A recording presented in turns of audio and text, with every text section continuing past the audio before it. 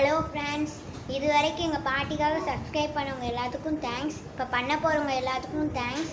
மறக்காமல் சப்ஸ்கிரைப் பண்ணுங்கள். பாய். தேங்க்ஸ்ன்னு சொல்லலாம். Hello, welcome to channel. ரொம்ப நாள் கழித்து வரேன். பிள்ளைங்க பூரா இப்போ வீட்டில் லீவில் இருக்குதுங்க. எதாச்சும் புதுசாக செஞ்சு கொடுங்கன்னு கேட்குங்க. அதுக்காண்டி இன்றைக்கி ஒரு புதுசாக ஒரு இது செய்ய போகிறேன். வாங்க, ரவையில் அல்வாக்குன்றது. கப்பு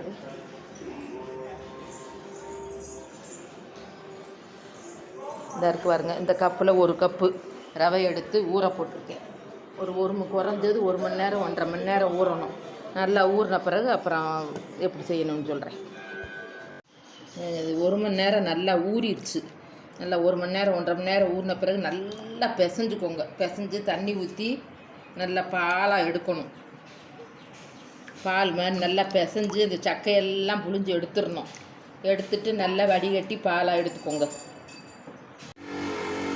இது வரைக்கும் நல்லா கரைச்சி இந்த நம்ம கப்பு அளவு போட்டது இந்த இது ஒரு 2.5 கப்பு வர்ற அளவுக்கு பால் எடுத்து வச்சுருக்கேன்.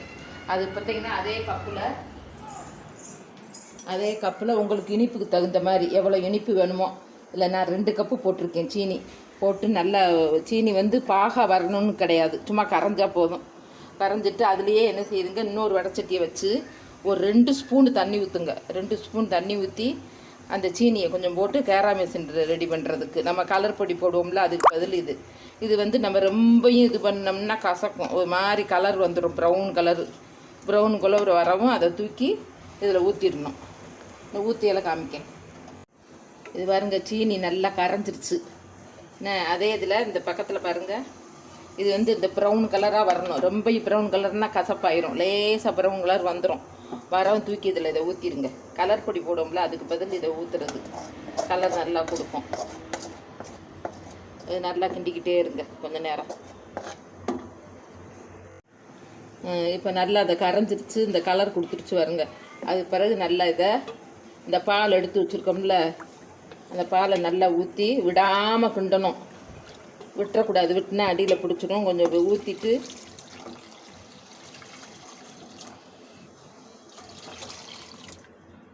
ஊற்றிங்க, விடாமல் கிண்டுங்க, கையை எடுக்காமல்.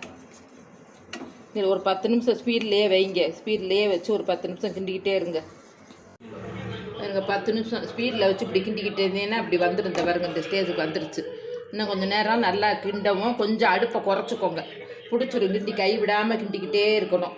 அப்பப்போ கொஞ்சம் கொஞ்சம் நெய் ஊற்றி கிண்டுங்க. ஒவ்வொரு நெய் பிடிக்காதவங்க நல்லா எண்ணெய் கொழும்பு தேங்காய் இருந்தால் கூட அதை கூட ஊற்றி கிண்டுங்க.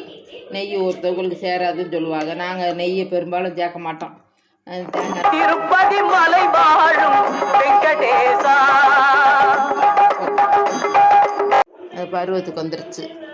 நல்லா இந்த ஏலக்காய் சுக்கு ஏலக்காய் பவுட்ரு கொஞ்சம் போட்டுக்கோங்க. போட்டு நல்லா கிண்டிக்கிட்டே இருங்க.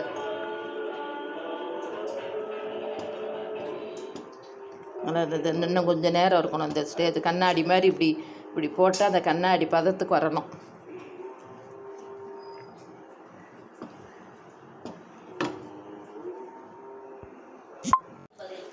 ரவா அல்வா ரெடி ஆயிடுச்சு. முந்திரி பருப்பு கிஸ்மிஸ் பழம் வறுத்து போட்டேன் மேலே. நல்லா அந்த பாருங்க, இப்படி எடுத்து இப்படி போட்டோம்னா அந்த கண்ணாடி பதத்துக்கு இப்படி வரணும். அதான் ரெடி ஆயிடுச்சுன்னு அர்த்தம். ரவை அல்வா ரெடி. ஓகேவா?